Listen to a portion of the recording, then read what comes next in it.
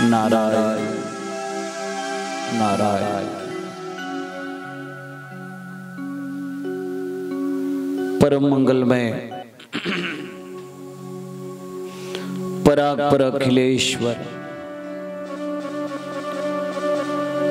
भूत भावन परम पावन कैलाशपती भगवान भोलेनाथाचे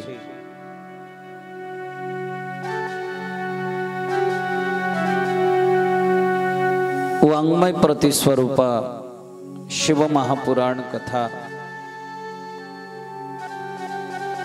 आज आपल्या कथेचा चौथा दिवस आहे।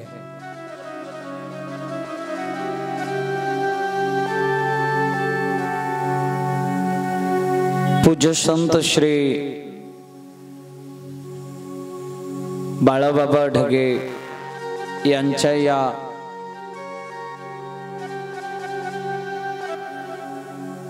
पवित्र अशा वास्तूमध्ये आपण गेले 4 दिवस शिव महापुराण कथा रसपान करत आहोत। परमभाग्य महावैष्णव ज्ञानोबरायांचा परवा समाधी सोहळा, आज एकादशी आणि पूजनीय स्वामीजींचं या ठिकाणी आगमन, स्वामीजींच्या चरणी साष्टांग प्रणिपात।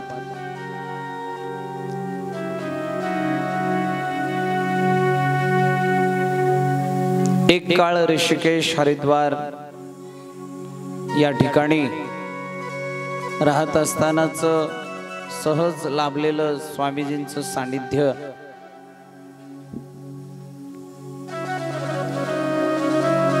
आज आपण कीर्तनामध्ये वैराग्याबद्दल बोलायचा प्रयत्न केला। पता नाही मला जमलं का नाही, कारण संसार आणि वैराग्याच्या गप्पा मारू नये असं म्हणतात।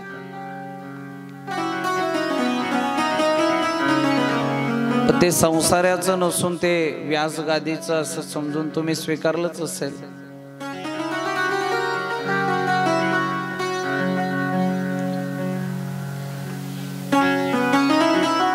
संन्यासी महात्म्यांचं सर्वांनी दर्शन घ्यायचं असतं। मग संन्यास आणि कोणाचं दर्शन घ्यायचं, तर फक्त आईचं घ्यायचं।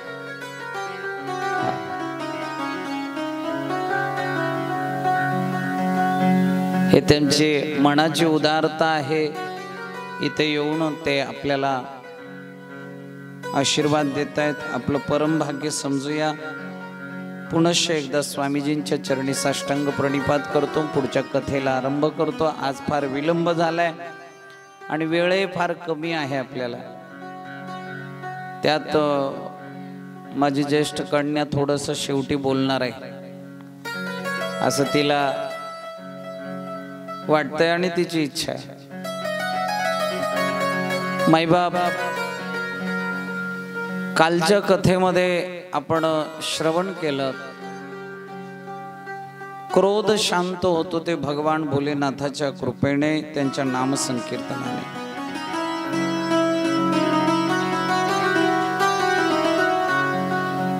नारद महर्षी माईबापा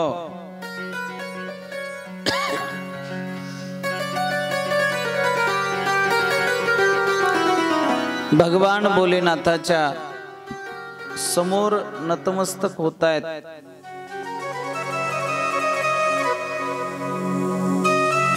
भगवान भोलेनाथाच्या पुढे नतमस्तक होऊन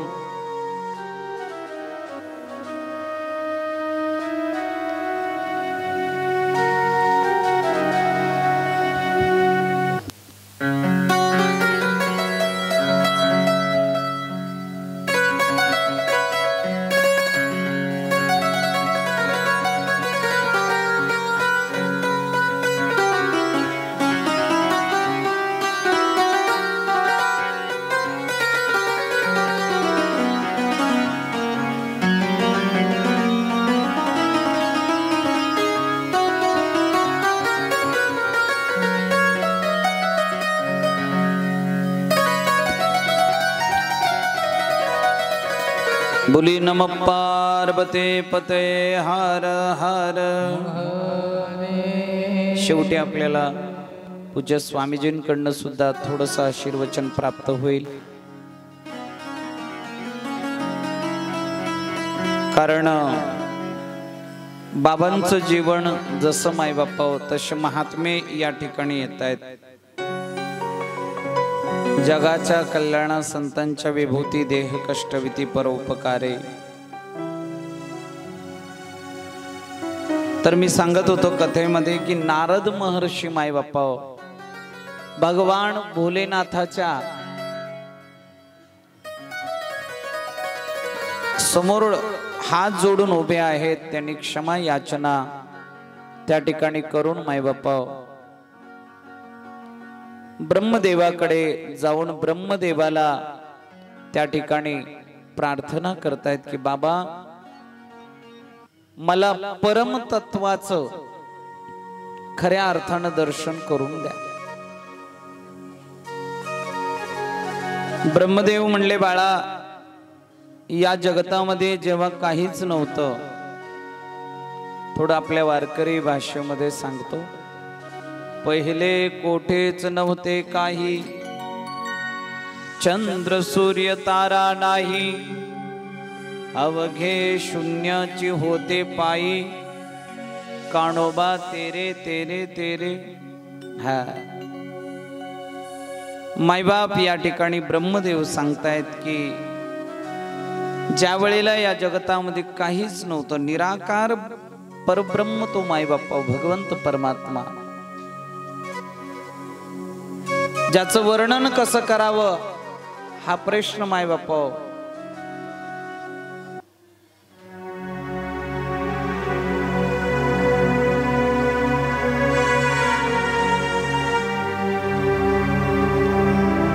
रंग नहीं रूप नहीं नहीं वर्ण छाया, निर्गुण निराकार तुची रघुराया।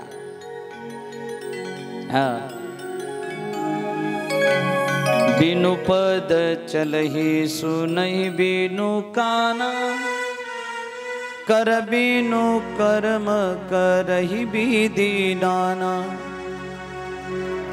जय सिया राम जय जय सिया राम, जय सिया राम जय जय सिया राम, जय सिया राम जय सिया राम, जय सिया राम जय सिया राम, जय सिया राम जय जय सिया राम, जय सिया राम जय जय सिया राम।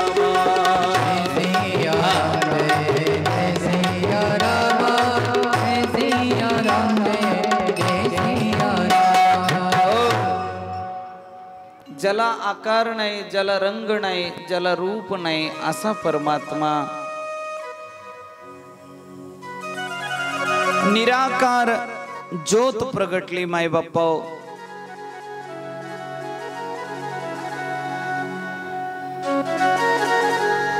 आणि त्या ज्योतीतूनच मायबापा साकार स्वरूपामध्ये भगवान भोलेनाथ प्रगटतायत। बोलिए नमः पार्वते पते हर हर महादेव। भगवान भोलेनाथ प्रगटल्यानंतर मायबापा निराकार प्रभू ते साकार स्वरूपामध्ये दर्शन देतायत। भगवान भोलेनाथाचे पंचमुख त्या ठिकाणी प्रगटतायत। वाम भागातून पार्वती मैया प्रगटली। दोघे विचार करू लागले की एक विशेष सिद्ध ठिकाण आपल्याला पाहिजे। काशी नगरी मायबापा प्रगटली। काशी नगरीचं त्या ठिकाणी प्रागट्य सांगितलं। आणि काशी नगरी प्रगटल्यानंतर ऐका बरं का, जगतामध्ये असे दोनच क्षेत्र सांगितलेत की जे प्रलयामध्ये बुडत नाही। पुढे सर, हे बेटा पुढे सर, पुढे सर।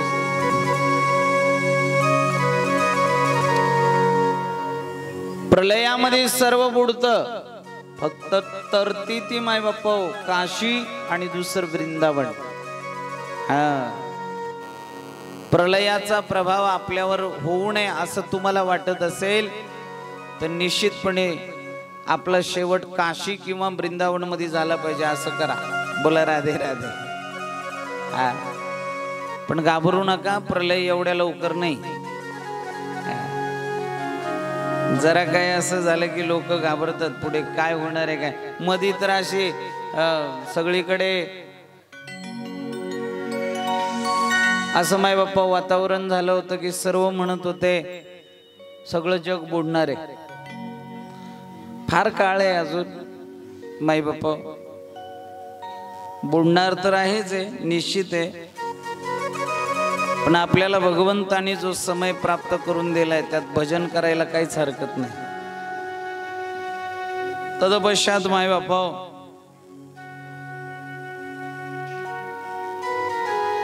भगवंताने अमृत जे आहे डाव्या अंगाच्या 10व्या माय बापा त्या अवयवाला लावून त्यांनी त्यातून भगवान विष्णू नारायणाचं प्रागट्य केलं. शिवपुराण सांगते. आणि भगवान विष्णू नारायण प्रगटले. भगवान विष्णू नारायण प्रगटल्यानंतर त्या ठिकाणी शिवभजन करतायत. सर्वांनी लक्ष द्या. ज्या वेळेला भगवान रघुनंदन राम प्रभूला समुद्र ओलांडायचा होता, कोणाची पूजा केली भगवान भोलेनाथांनी?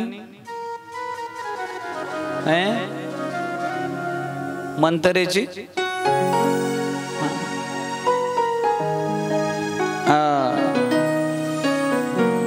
आजही आपण तिथं जाऊन दर्शन घेतो, है की नाही?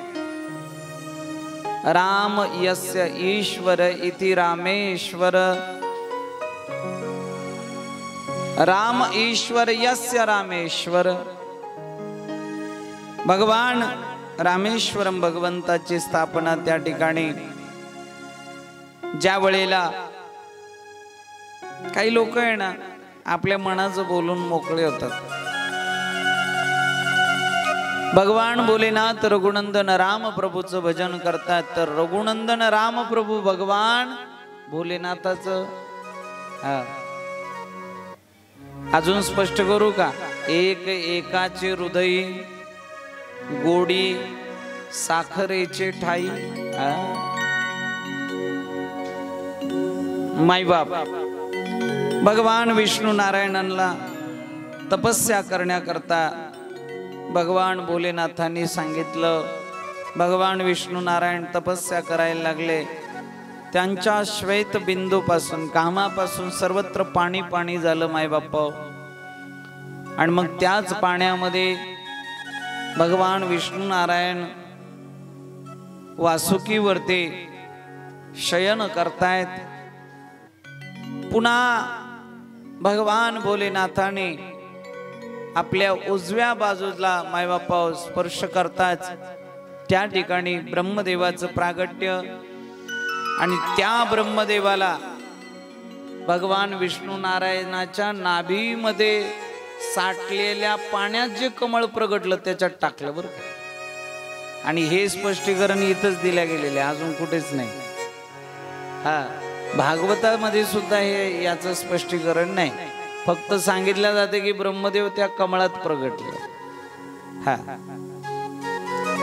भगवान ब्रह्मदेव मायबापा शोध घेतायत. माझी माता कोण, माझे पिता कोण? पण नाही मायबापा, शोध लागला नाही. त्या कमळाच्या देठात घुसले, खाली तळाला जातायत पण सापडे ना. तळ सापडे ना. वरती येत आहेत, आता वर पण येता येईना. मध्येच मायबापा ब्रह्मदेव थोडस ध्यान लावून बसले. आकाशवाणी झाली. आकाशवाणीने सांगितलं, वर्णमालेतील 2 शब्द कानावरती पडले. 16वा शब्द आहे त आणि 21वा शब्द आहे प. वर्णमालेत तप तप तप असं मायबापा कानावर पडलं. आणि ब्रह्मदेवाने तपस्या केली। तपस्येच्या अंती भगवान नारायण प्रगटले, डोक्यावर हात ठेवला, विधाता हाक मारली, चहू दिशेला पाहायला लागले, चतुरानंद झाले आणि ब्रह्मांडाच्या उत्पत्तीचं काम त्यांच्याकडे दिल्यानंतर मायबापा त्यांना ब्रह्मदेव नावाने ओळखल्या गेलं आणि ब्रह्मदेव आपल्या कार्यामध्ये रत झाले। भगवंताने सांगितलं सृष्टी उत्पत्तीचं काम तुम्हाला करायचंय, सर्व तुम्ही पहा। आणि पुन्हा मायबापा भगवान नारायण शांताकारम भुजगशयनम, पुन्हा शांत मायबापा ध्यान लावतायत। तत्पश्चात इकडे भगवान ब्रह्मदेवाने सर्वप्रथम मानसी सृष्टीमध्ये सनकादिकांना प्रगट केलं। सनकादिकांना सांगितलं लेकराव मोठे बा लग्न करा। ते म्हणले बाबा आम्हाला या फंद्यात फसू नका। आता तुम्ही जेवढे बसलायत तुमच्या सर्वांना जर मी प्रश्न विचारला संसार चांगला का वाईट, तर ज्यांचं लग्न झालं नाही ते कदाचित म्हणतील ठीक आहे बघूया, पण ज्यांचं लग्न झालंय त्यांचे चेहरे सांगतायत, लगेच उत्तर देतायत लय वाईट महाराज, संसार खूप वाईट आहे। मग एवढा वाईट असणारा संसार तुम्हाला माहित असताना तुमच्या लेकरांची लग्न का लावता? होऊन दे ना बिचाऱ्यांना, ब्रह्मचारी हो द्या, संन्यासी हो द्या, पण नाही। आणि ते संन्यासी झालं तर आम्हाला कोण सांभाळेल, हा मायबापा स्वार्थ। लक्ष द्या, ज्या वेळेला ब्रह्मदेव हसले, बाळांनो तुम्ही आता म्हणताय पण तारुण्य अवस्था माणसाला बसू देत नाही।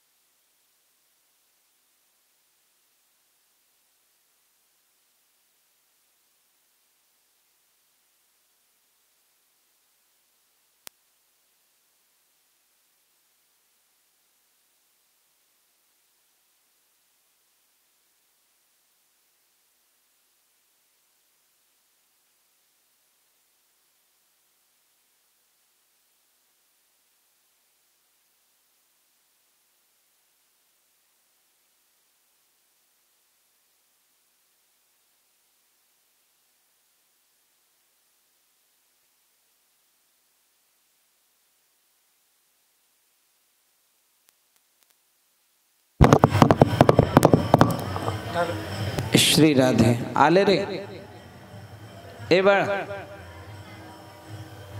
हा ज्यांनी बंद केलं त्यांना धन्यवाद म्हणा। हलते काय? बरोबर ठीक आहे चालेल। वाऱ्याची झुळूक आल्यानं हल्ले असेल जात।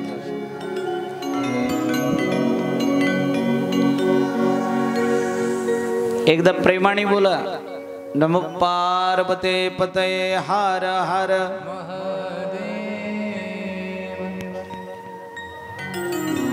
कामाजे कोतवाल याने नाडिले बहुतासी, हरी हरासी वैर घेतो भय नाही त्यासी। जमदग्नी काय महान महान ऋषी आणि मायबाप फार भयंकर असा विचित्र तो, तरी सनकादिक म्हणले आम्हाला तारुण्य अवस्थेमध्ये काम जर आम्हाला त्रास देणार असेल तर बाबा आम्ही आता याच वयाचे राहू। देवाला प्रार्थना केली आणि ते सनकादिक म्हणले देवा आम्हाला एवढंच ठेव, आणि ते 5च वर्षाचे राहिले। बोला राधे राधे।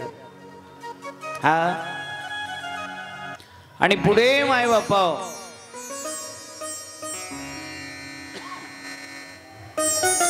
ब्रह्मदेवाने 10 पुत्रांना निर्माण केलं। त्यांना सांगितलं संसार ताटा, मुलाबाळांना जन्माला घाला. ते म्हणले नाही बाबा आम्हाला जमणार नाही. थोडासा राग आला आणि इथे मायबापा खरं स्वरूप भगवान भोलेनाथाने भ्रकुटीच्या मध्यभागून, ब्रह्मदेवाच्या दोन्ही भ्रकुटीच्या मध्यभागून रुदन करत एक बालक प्रगटलं. त्यांचंच नाव रुद्र ठेवण्यात आलं. तेच भगवान महादेव म्हणून मायबापा सर्व दर्शी झाले. पुढे भोले बाबांना सांगितलं पण त्यांनी भूत वेताळ कैस निर्माण केले. ब्रह्मदेव घाबरले, म्हणले तुम्ही तपस्या करा. तदपश्चात मायबापा त्या ठिकाणी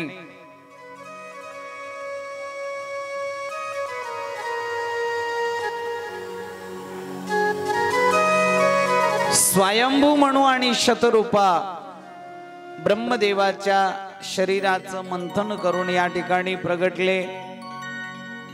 ब्रह्मदेवाने त्यांचा विवाह लावून दिला. स्वयंभू म्हणू आणि शतरूपा यांना मायबापा 5 संतती प्राप्त झाली, संतान झाले. आकुती, देहुती, प्रसूती, प्रियव्रत, उत्तानपाद मायबापा 3 मुली आणि 2 मुलं झाले. त्यातली आकुती, देहुती आणि प्रसूती या 3 मुली कोणाला दिल्या? आकुती मायबापा रुची प्रजापतीला देण्यात आली आणि त्यांच्या पोटी यज्ञ भगवान प्रगटले. बोली यज्ञ नारायण भगवान की. आणि तदपश्चात मायबापा देहुती ही कर्दम ऋषींना देण्यात आली. त्यांच्या पोटी साक्षात कपिल भगवान प्रकटले. बोलिये कपिल नारायण भगवान के. पुढे मायबापा प्रसूती ही दक्ष प्रजापतीला देण्यात आली.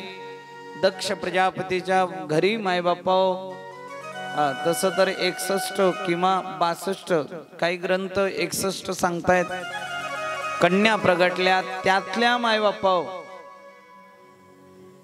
16 कन्यांपैकी एक प्रसूती, प्रसूतीची कन्या सती मायबापा ही भगवान भोलेनाथाला देण्यात आली. बरं भगवान भोलेनाथाला देण्याचं काय कारण असावं?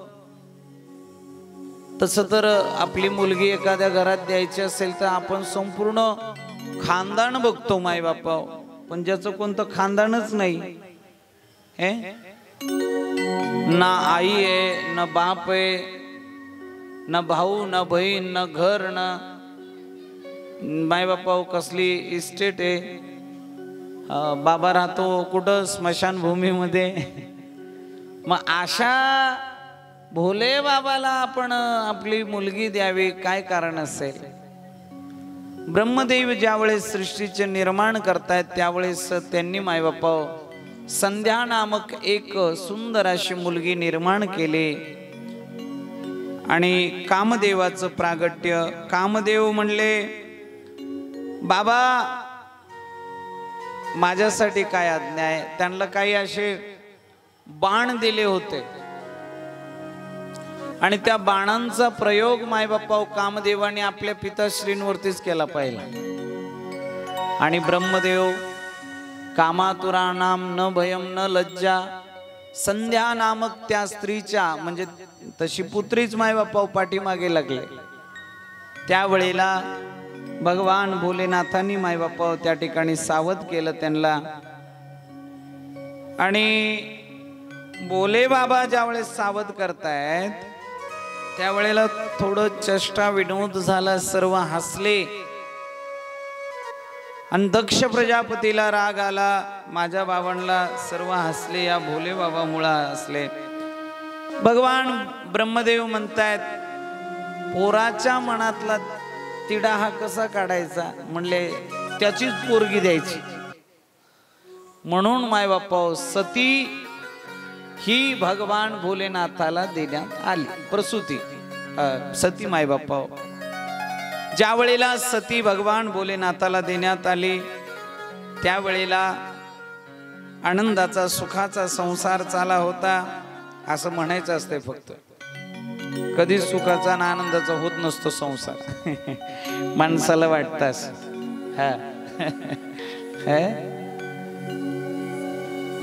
तुमचे चेहरे का सुकले? झोप येते का? लोरी म्हणू का? लोरी पाळणा पाळणा, जरा चांगली झोप येईल तुम्हाला. तुमचे चेहरे सुकण्याचं कारण सुद्धा तेच आहे. काय संसारिक होत आपण सगळे. असं मी म्हणल्यावर थोडं हसतात लोक. थोड्या वेळानं परत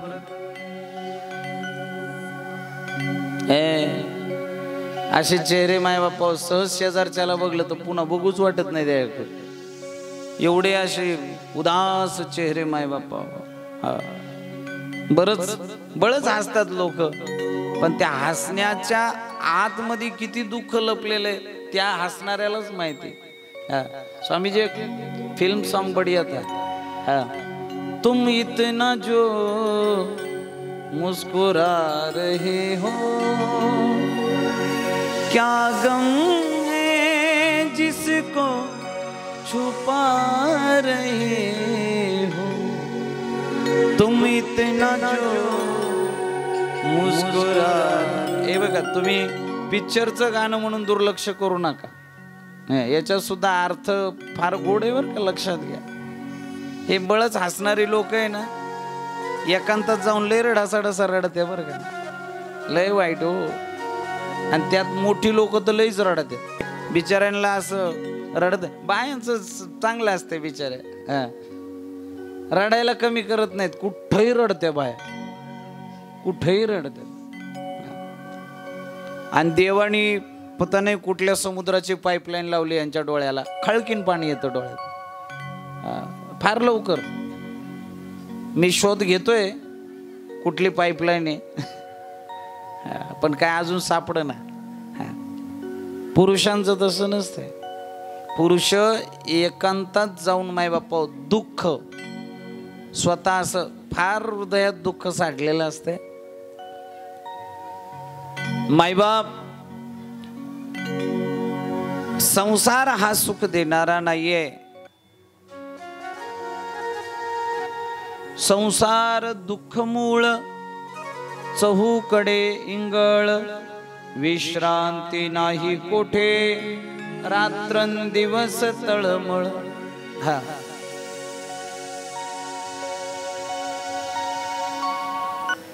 सुख पाहता जवा पाडे, आणि दुःख पर्वता येवढे. सर्व माय बापा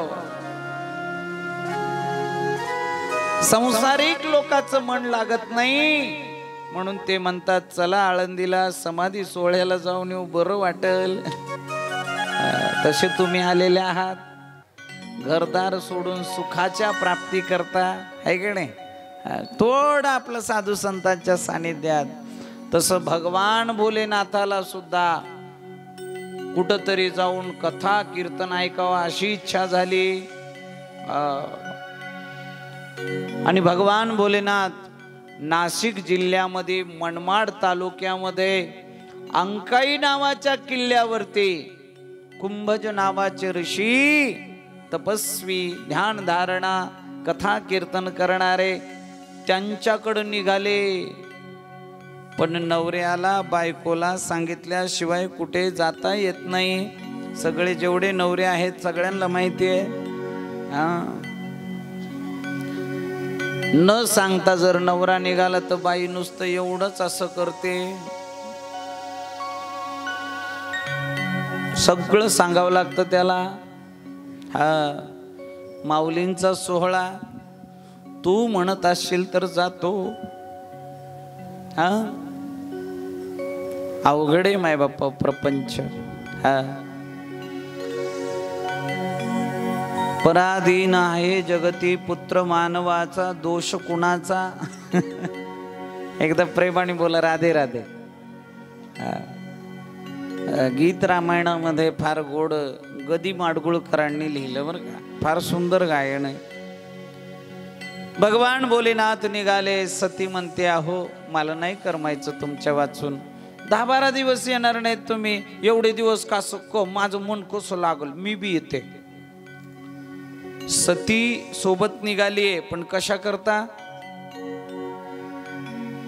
कथा ऐकायला करमत नाही म्हणून निघाली.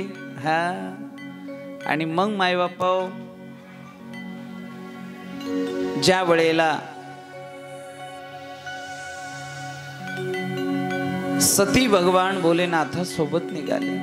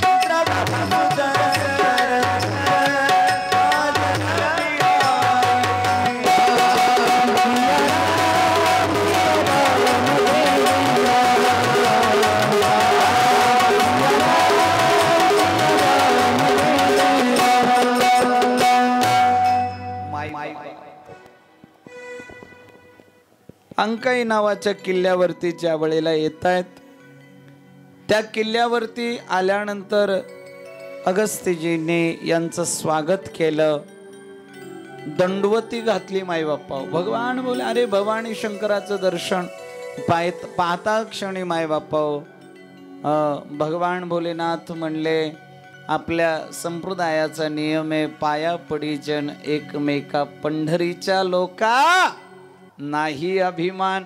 भगवान भोलेनाथांनी दर्शन घेतलं. ऐका, सतीने घेतलं पण ते मनापासून नाही. सती म्हणली, ज्याच्याकडं कथा ऐकायला आलो तेच पाया पडायले, काय कथा ऐकाव याची, असं तिने मनात आणलं. सुंदर मायबापा रामचरित्र मानस ग्रंथ मायबापा गाण्यात आला. सुंदर, काय सोरटे आणि काय मायबापा त्याच्या चौपाया, काय दोहे सुंदर, सगळा असं आनंदी आनंद करणार मायबापा रामायण. पण सतीचं लक्ष नाही. हजारो लोक कथेत बसतात, पण एखादीच अशी व्यक्ती असते की ज्याच्या हृदयात कथा बसते. बोला राधे राधे.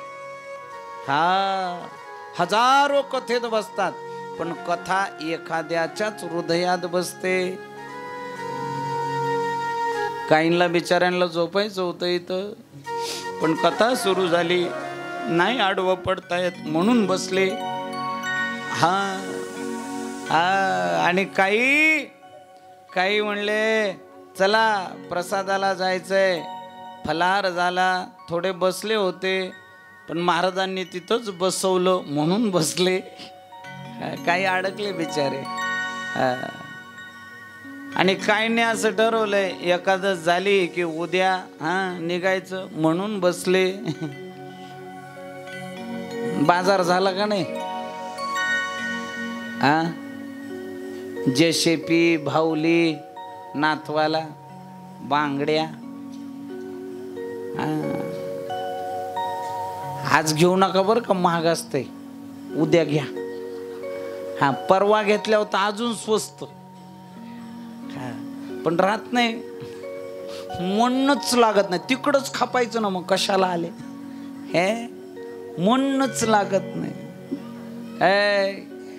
लक्ष द्या माय बाप. मन भक्ती भाव श्रद्धा, श्रद्धावान लभते ज्ञानम, ज्ञानी नाम आत्मदर्शन. श्रद्धा असेल तरच कथा कळेल, अन्यथा कथेत बसून उपयोग काहीच नाही. ज्या वेळेला माय बाप्पा भगवान भोलेनाथ मनोभावे कथा ऐकतायत आणि कथा संपली, भगवान भोलेनाथ निघाले. सती म्हणली संपली होय कथा? हा संपली. आणि ज्या वेळेला निघाले पंचवटी माय बाप्पा, नाशिक परिसर, दंडकारण्य, भगवान रघुनंदन राम प्रभू माय बाप्पा माता सीतेच्या वियोगामध्ये, सीते सीते, एका बाजूला अर्जुन माझे लखन दादा माय बाप्पा, वहिनी वहिनी, व्याकुळ झालेत माय बाप्पा. हे दृश्य भगवान भोलेनाथाने पाहिलं. जे रामायण ऐकून भोले बाबा आलते ना, ते रामायणाचं चरित्र खाली माय बाप्पा भगवान रघुनंदन राम प्रभू आता करत होते ते चरित्र. आणि यांनी अगोदरच केले रामायण, रामा आधी तैसेची करीन कैसे, जैसे माय बाप्पा वाल्मिकांनी लिहिलं तैसे. एकदा प्रेमान बोला सर्वजण. नम पार्वते पते हर हर महादेव.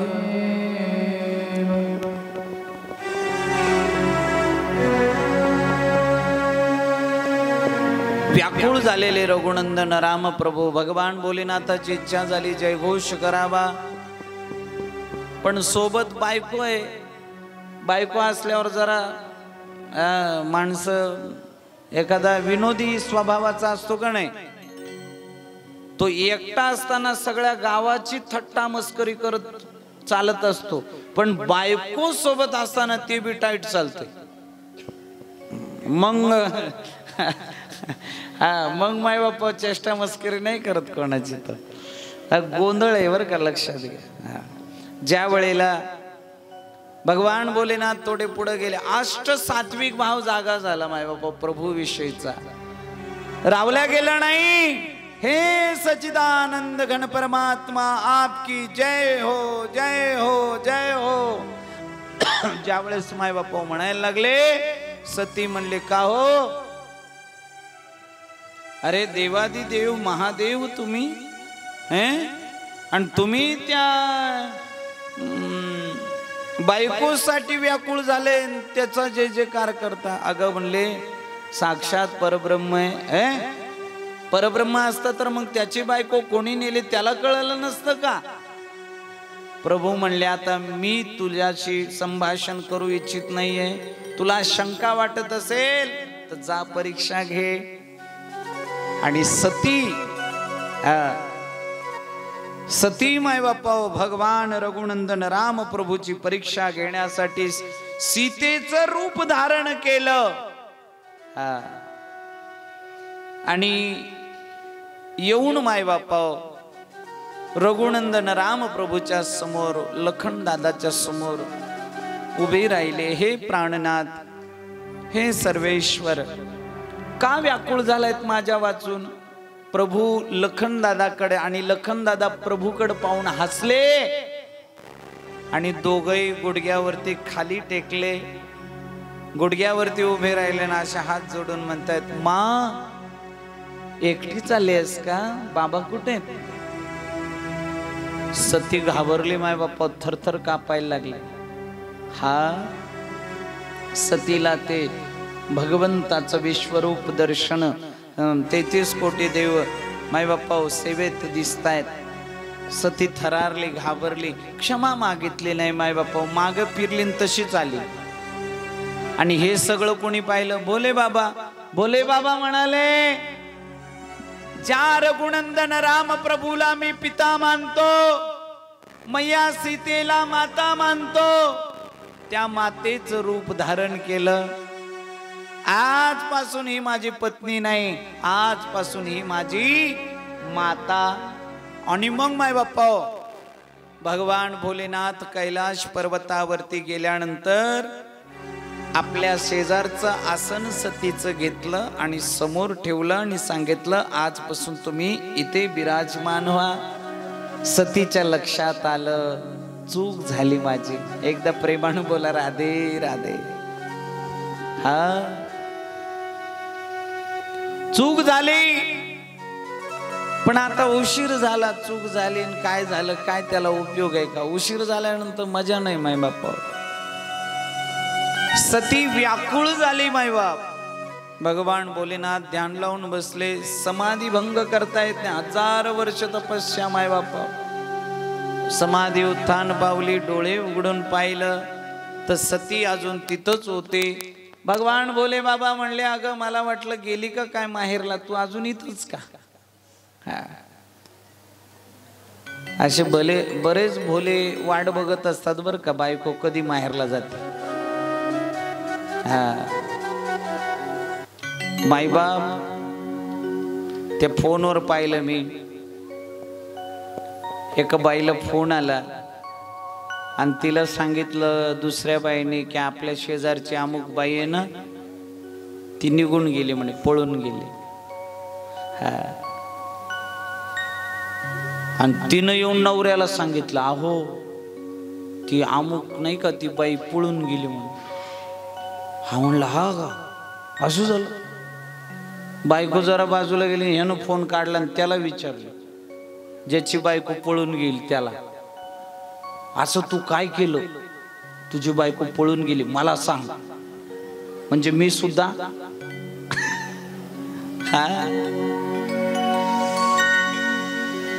बायको माहेराला जेव्हा जाते, नवऱ्याला सुख का दुःख, इथं बसलेल्या नवरोबांनी सांगावं.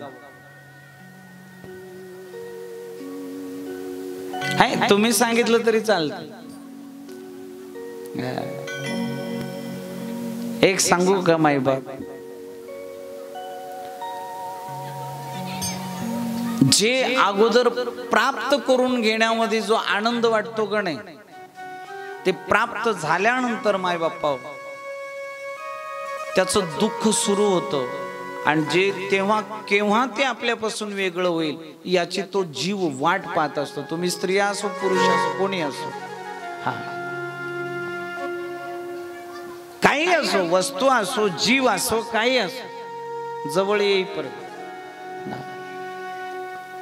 थोडस ऐकायला विचित्र वाटत असेल, पण हे सत्य आहे जीवनातलं, सर्वांचंच.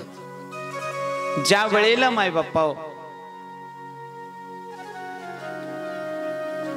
भगवान भोलेनाथ म्हणताय, सती तू अजून इथंच. सती म्हणली, अहो कशी जाईल, ठीक आहे माझी चूक झाली, मी मान्य करते. भगवान भोलेनाथ म्हणले, जाऊ दे आता, विषय काढू नको, झालेलं झालं. त्याच क्षणाला इंद्र, चंद्र, वरुण, कुबेर, अग्नी, अनेक देवतांचे विमान कैलाश पर्वतावरून माय बाप्पा जायला लागले. सतीने सहज मुखानं विचारलं भगवान भोलेनाथाला, का हो हे विमान कुठं चाले? म्हणले, तुझ्याच माहेरी चाले, तुझ्याच माहेरी चाले. ज्या वेळेला सांगितलं, सती म्हणते, काय हो माझ्या माहेरी काय? म्हणले, तुला माहिती नाही का, तू लेक आहेस, तुझ्या माहेरी काय चालले ते तुला माहिती पाहिजे. नाही हो, तुम्ही अंतर्यामी आहात, सांगा ना. म्हणले, अगं तुझ्या पिताश्रींनी फार मोठा यज्ञ ठेवलाय आणि त्या यज्ञाकरता हे सर्व लोक चालले. सतीला आता माहेराची ओढ लागली, माझ्या माहेरात यज्ञ, मग इथं कशी मी बसून राहू? तिला वाटू लागलं मी जायला पाहिजे, पण अनुमती भेटल्याशिवाय कसं जाता येईल?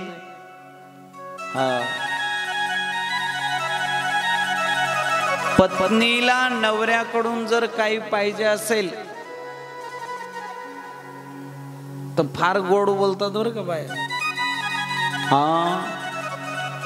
आणि पत्नी गोड बोलायला लागली नवऱ्याला का पतीनं समजून घ्यायचं, एकतर मोठं नुकसान झालं असेल, नाहीतर पुढं होणार असेल, असं समजून घ्यायचं.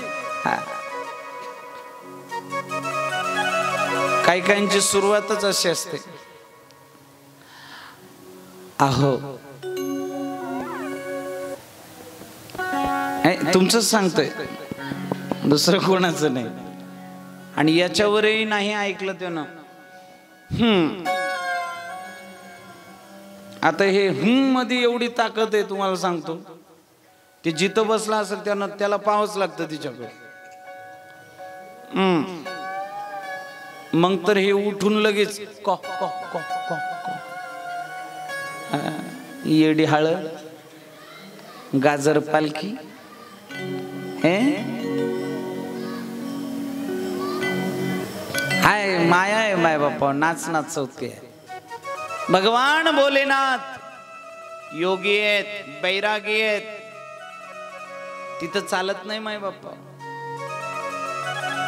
सतीने खूप प्रयत्न केला. हो तुमच्या सासरी, माझ्या माहेरी म्हणत नाही, बोलण्याची पद्धत कशी आहे. तुमच्या सासरी एवढा मोठा यज्ञ आणि आपण इथं बसून राहणं योग्य आहे का?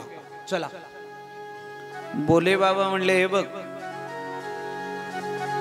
मित्राने मित्राच्या घरी जाण्याकरता पत्रिकेची वाट पाहू नये.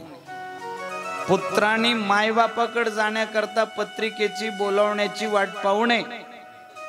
शिष्यानं गुरु घरी सेवे करता जाण्याकरता आपण आमंत्रणाची वाट पाहू नये.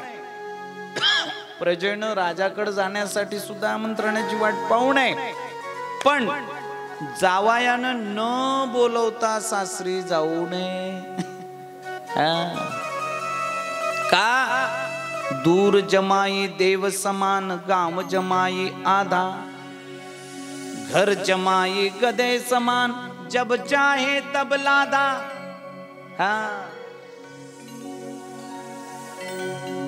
बंटा गेल समाशा रे, कबीर है कहता, बंटा खेल तमाशा. माई बाप लक्ष द्या. भोले बाबा म्हणले, हे बघ, आपल्याला पत्रिका आली असती, मूळ चिठ्ठी आली असती तर आपण गेलो असतो. मी तुला नाही म्हणत नाही, तुला जायचं तर जा. भोले बाबाने अडवलं नाही बरं का. आणि कुठल्याच नवऱ्याला अधिकार नाहीये आपल्या पत्नीला मायबापापासून त्यानं वेगळं करावं. खुशाल जाऊ द्या. सती दरवाजापर्यंत जाते, परत येते, परत विनंती करते, आहो मला आठवलं बरं का, तुम्ही काय येत नाही का? तेव्हा बाबांनी तुमचा अपमान केला होता ना. केव्हा? जेव्हा माय बापा हो एकदा ब्रह्मसभेमध्ये सर्व देवता येऊन बसले आणि सर्वात शेवटी दक्ष प्रजापती आले आणि दक्ष प्रजापतीच्या स्वागतासाठी सर्व उठून उभे राहिले आणि भगवान भोलेनाथाला समाधी लागली म्हणून भोले बाबा तिथंच बसून राहिले. आणि याचा राग दक्ष प्रजापतीला आला आणि दक्ष प्रजापती म्हणाला, हे मरकट बैरागी, अंगाला राग लावतो, गळ्यामध्ये सर्प घालून फिरतो, अरे तुझा सन्मान वाढवण्यासाठी माझ्या पिताश्रींचा ऐकून माझी कन्या मी तुला देऊन तुझा सन्मान वाढवला आणि तू माझा अपमान करतो. भगवान भोलेनाथ उठून उभे राहिले आणि हात जोडून आपल्या सासऱ्याला नमस्कार करून निघून गेले. बोला राधे राधे. एकदा प्रेमाने बोला, नमः पार्वते पते हार हार महादेव. मायवा भगवान भोलेनाथ निघून गेल्यानंतर त्या ठिकाणी दक्ष प्रजापतीचा अजूनच मोठा अपमान झाला. एक सांगू का, अपमान पचवायला शिकावं माणसं. अपमान जर पचवला तर अपमान जो करतो त्याचा दुप्पट अपमान होतो. एकदा प्रेमाने बोला, नमः पार्वते. हा अपमान ज्याचा केला गेलाय त्याचा अपमान होत नाही. त्याच्यात एक ताकद आहे माय बाप्पा, सहनशीलता आहे.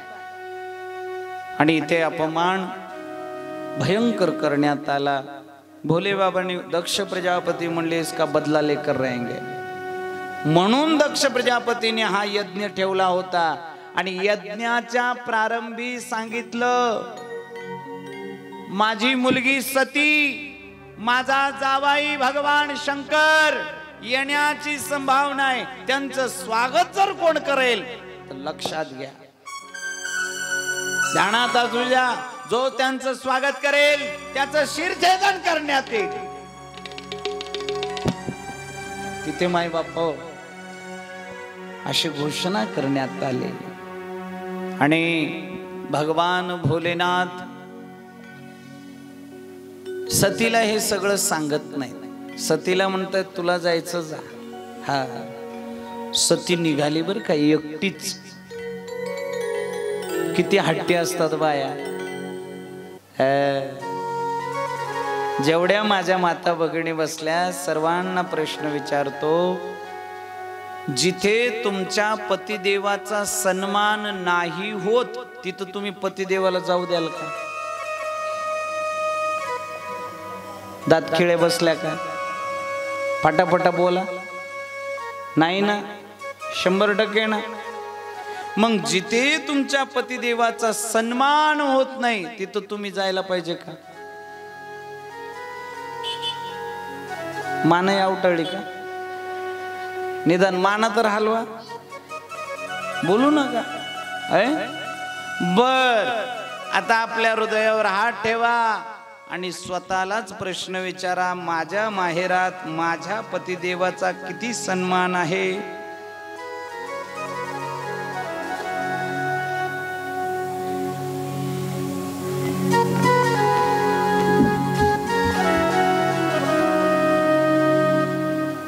आणि इथे बसलेल्या पोरींना माझी नम्र सूचना आहे, हा सगळ्यांनाच, तुमच्या माहेरातून जर फोन आला तो ओपन स्पीकर टाकू नका नवऱ्याजवळ असताना. हा,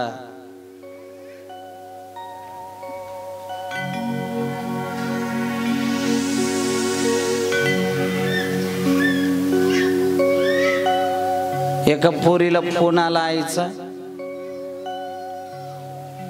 आणि तिनं माई बापा तिकडून लगेच सुरुवातच केली, कुठं आहे तुझं स्वांग? कुठं आहे स्वांग तुझं? तिनं म्हणले आई काय बोलालेस? काय बोलाले? काय बोलाले? गलती झाली, तुला त्याच्या गळ्यात घातला. आमच्या इकडची भाषा आहे जरा. तिनं म्हणली आई हे बघ हे इथंच आहेत, बोल म्हणले त्यांच्यासोबत. तव्वा म्हातारी घाबरली. हा जावयाच्या हातात बोलणार हे माय बाप.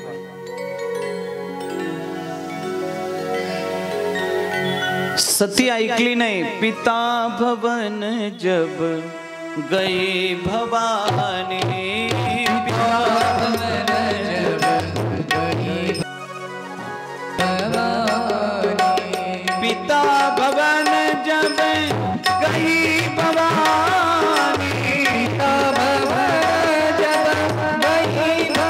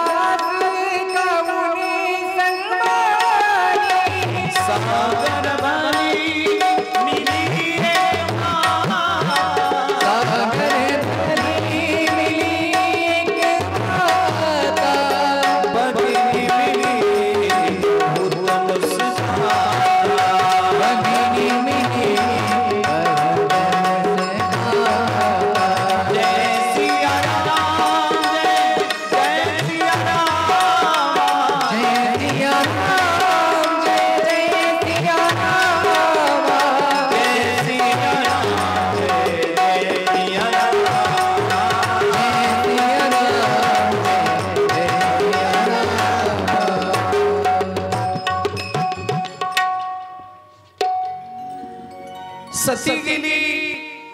सतीच्या स्वागतासाठी कोणीच पुढे आलं नाही माय बाप्पा. थोडा विचार करा. माझ्या माता भगिनी विचार करतील. हा,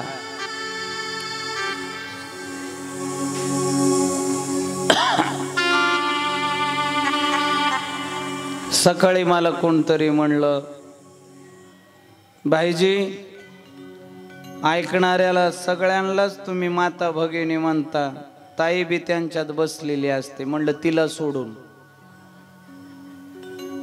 हा नाही, आमचे एक सर आहेत बरं का, ते निवेदन करायला उभे राहिले की म्हणतात, माझी बायको सोडून माता भगिनींनो. हा प्रिय भावंडांनो, मायबाप लक्ष द्या. सतीच्या जीवनातली सर्वात मोठी घोडचूक काय होती तर ती माहेराला गेली. भगवान भोलेनाथाने नंदी भृंगी श्रृंगीला सुनावलं, जा बेटा मा एकटी आहे तुझे. नंदी भृंगी श्रृंगी जातायत. ज्या माहेरामध्ये एखाद्या मुलीचं स्वागत होत नसेल, अरे बघा काय सांगतायत, आवत ना हर्ष रहे नैनन नहीं स्नेह, तुलसी तहा न जाइए जहां कंचन बरसे महल. जिथे तुमचा सन्मान होत नाही तिथं तुम्ही नाही गेलं पाहिजे.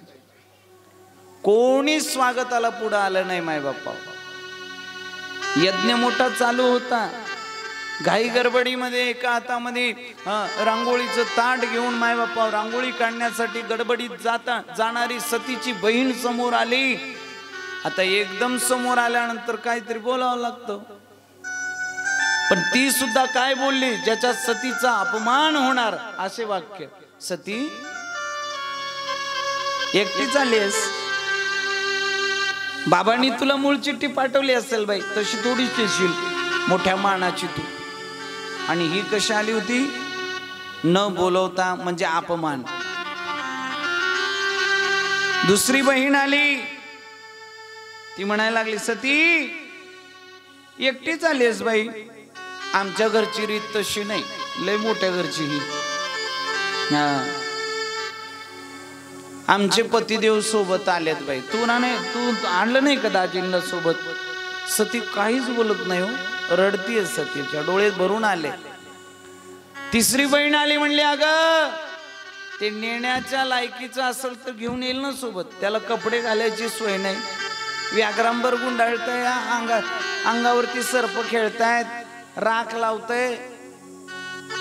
एक बहीण आली, म्हणली, बाई हे डोक्यातनं पाणी पडायचं बंद झालं का नाही दाजीच्या. माफ करा, तुम्ही जसे हसताय ना याच्यापेक्षा विचित्र दुप्पट पटीनं माय बापा ती सभा सतीला हसत होते. इकडे भगवान भोलेनाथाच्या हृदयाला माय बापा वेदना होत होत्या. सतीला आता लक्षात आलं की माझे पतिदेव का नाही आले इथे, पण त्यांनी बोललेलं माझ्या लक्षात नाही आलं. त्यांना डावलून मी आले.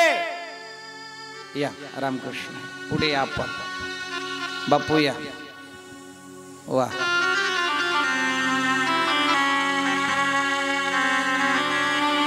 सर्व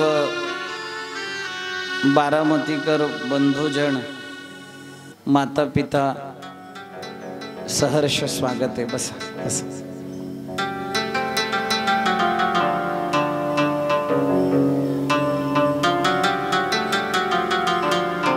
श्रीराम श्रीराम. नमस्कार.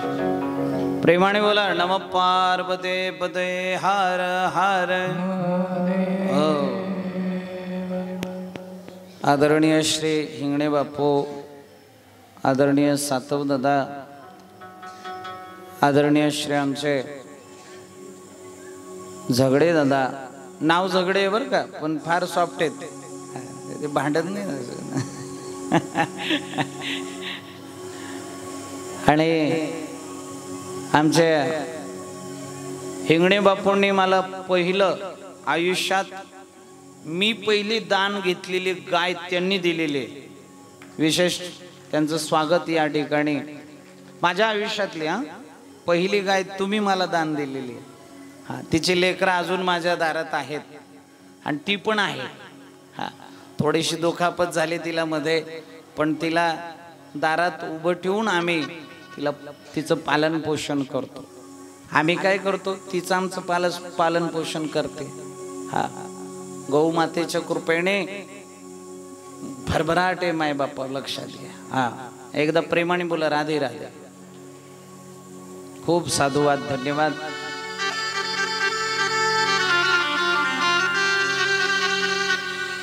सतीच्या तळपायापासून ते मस्तकापर्यंत माय बापा अपमान सहन करत होते. ते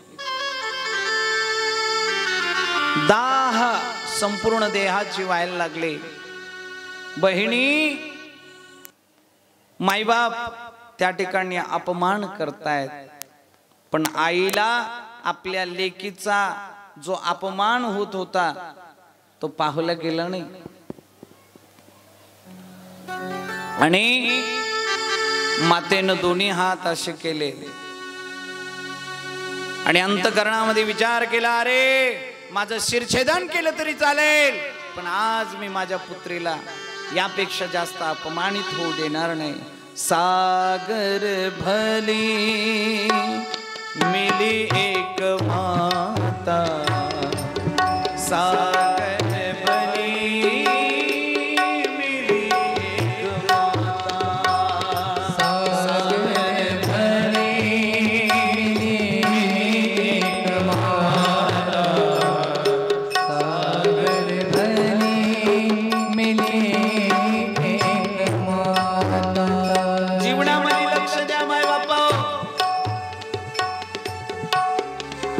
सर्व लोक तुमच्या विरोधामध्ये तुमच्या उभे राहतील, पण आई कधी तुमचा विरोध करणार नाही. तुमच्या हृदयाला ती माता लावणार माय बापा. सागर भली मिली एक माता, सागर भली मिली एक माता, सागर भली मिली एक माता, सागर भली मिली एक माता.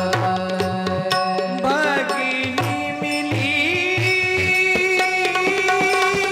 बहुत मुस्काता,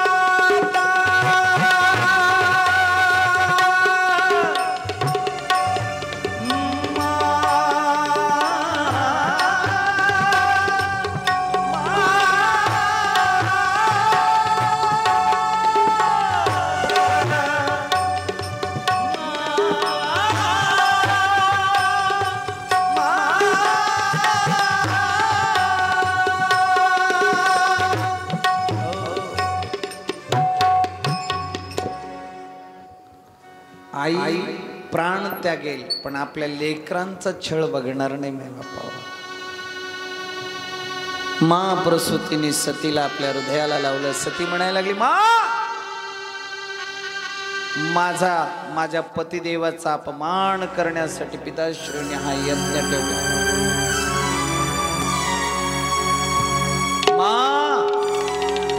ज्या यज्ञामध्ये माझ्या पतिदेवाचा वाहन होणार नाही, तो यज्ञ पूर्णत्वाला जाणार नाही. सतीच्या अंगाची दाह झाली. यज्ञ कुंडाजवळ येऊन उभी राहिली. मा सती म्हणायला लागली, सुनहू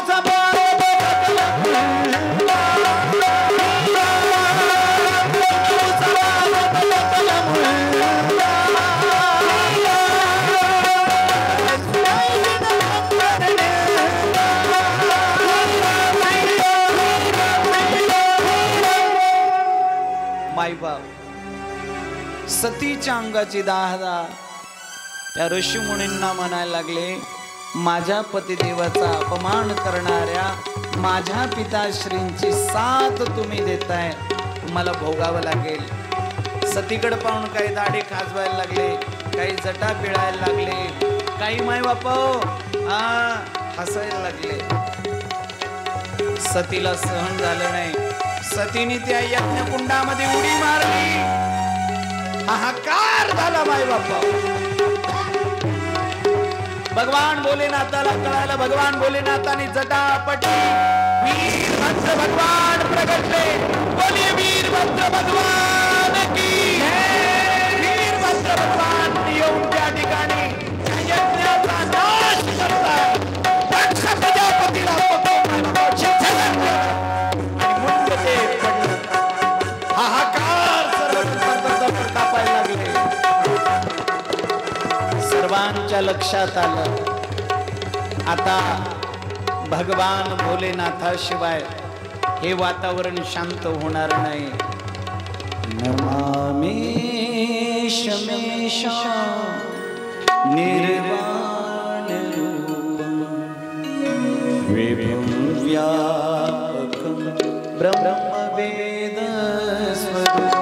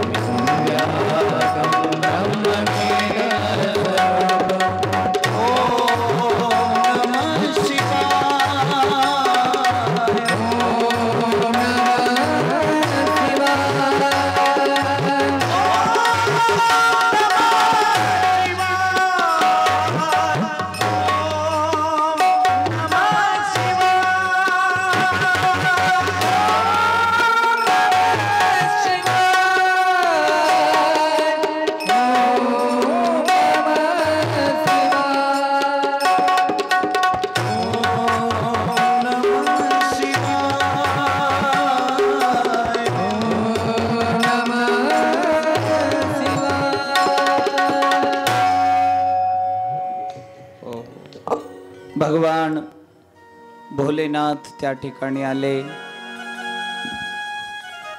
वीरभद्र भगवंताला शांत करतायत। ऐका माईबाप, आणि त्या यज्ञकुंडामध्ये पडलेला सतीचा देह जो आहे तो अर्धवट जळालेला देह भगवान भोलेनाथाने आपल्या खांद्यावर टाकला। मा सतीच्या वियोगामध्ये भगवान भोलेनाथ विचरण करतायत। ज्या ज्या ठिकाणी सतीचा जो जो देह भाग पडला गळून त्या त्या ठिकाणी शक्तिपीठ निर्माण झाले। प्रमुख 51 शक्तिपीठ म्हणतात, तसं तर काही ग्रंथात 1.25 लाख शक्तिपीठ सांगितलेलं। विशेष आपल्या महाराष्ट्रामध्ये 3.5 शक्तिपीठांचं मायबापा दर्शन आपल्याला घडतं। महालक्ष्मी, तुळजाभवानी, सप्तशृंगी, मा रेणुका मायबापा यांच्या माध्यमातून आपल्याला दर्शन घडतंय असतो। मला सांगायचं असं की भगवान भोलेनाथ मायबापा त्या ठिकाणी किती दयाळू आहेत, किती कृपाळू आहेत, कृपा करतायत। पुन्हा ध्यान लावून बसले भगवान भोलेनाथ। रामभद्राचार्यजी जातायत, भगवान भोलेनाथाला प्रार्थना करतायत। मनामध्ये मायबापाव काही वासना राहिले की पुन्हा जन्म घ्यावा लागतो। सती तशीच गेली होती। सतीला पुन्हा पर्वताच्या घरी पार्वती नावानी मायबापाव जन्म घ्यावा लागला आणि तोच विवाह सोहळा मायबापाव त्या ठिकाणी संपन्न झाला। फार वेळ होतोय। मी आता माझ्या या आजच्या कथारूपी वाघपुष्पाला थोडंसं आवरतो आणि